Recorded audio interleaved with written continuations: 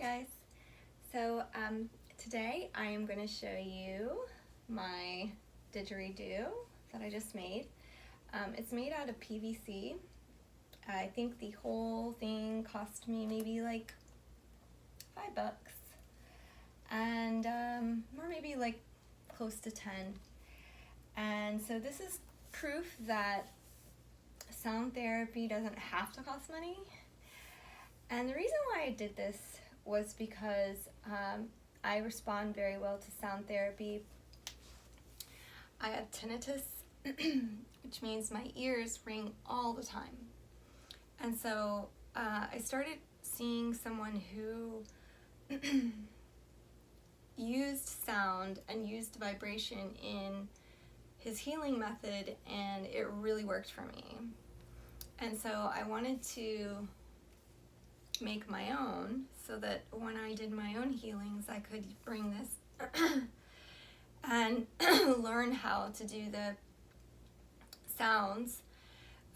Basically what a didgeridoo helps with when it comes to sound therapy is, again, tinnitus, or if somebody has a really busy mind and they can't exactly like relax their mind. So the didgeridoo, this particular instrument, if you like put it up to someone's head, like while they're laying and meditating, I mean, it truly gives them no choice. So the vibrations kind of take over, and it ends up clearing. It blows the busy mind thoughts out of the picture. It's the best way I can kind of describe it. But anyway, if you've come across somebody that is having a really hard time meditating or quieting the mind or going within, the best thing that you can do for them is to sound therapy them with this particular instrument. I found this particular instrument works really well. The other instrument that is really good for a very overactive crown or ungroundedness is the gong. And actually I've actually witnessed people placing the gong directly on the head, and that is an interesting experience as well.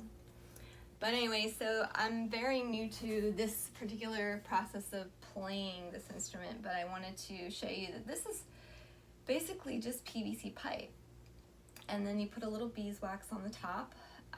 The longer the pipe is, this is a 2-inch pipe, the longer your pipe is, the more air you're going to have to expel while you're playing it. So the shorter the pipe, the friendlier the pipe sometimes, or at least the friendlier on your lungs, because then you're not like gonna die after playing it. But this is a little long. I'll probably end up cutting it a little more because this was actually double the size, and I just couldn't do it. So I started cutting it, and I got it to this size, and I think that this is okay, but I think I'd rather have it just a tiny little bit smaller. And so I just wanted to show you also that my friend told me the first thing that you ever work on when you do have a didgeridoo, or you get one, or you try to like play one, is you work on the drone. And it's the very first thing you'll ever work on. And what I noticed with playing this particular instrument is that you really can't sit. It just squeezes your diaphragm, and so the closest you can ever get to the floor is probably like a kneeling position. But anyway, I'm just gonna quickly show you how the drone sounds. I'm not good at it, but I hope this will give you a pretty good idea of what you need to shoot for in your first or second day of playing the didgeridoo. This is not an easy instrument to play by any means. Don't let the simplistic nature of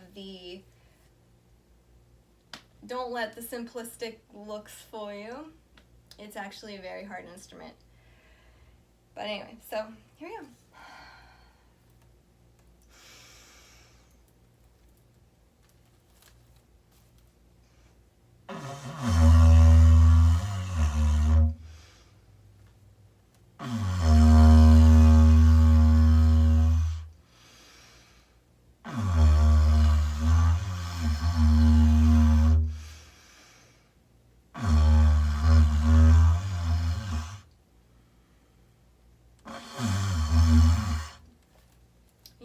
to kind of see where,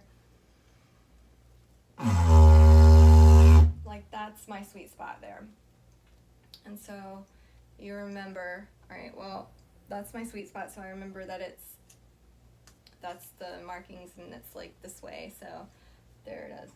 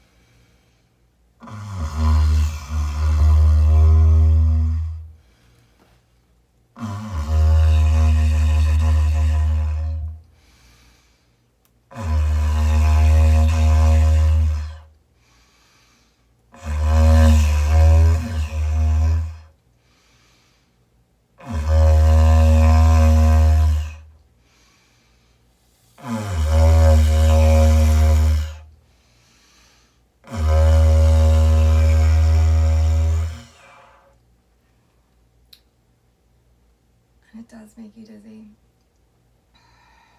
because it takes air.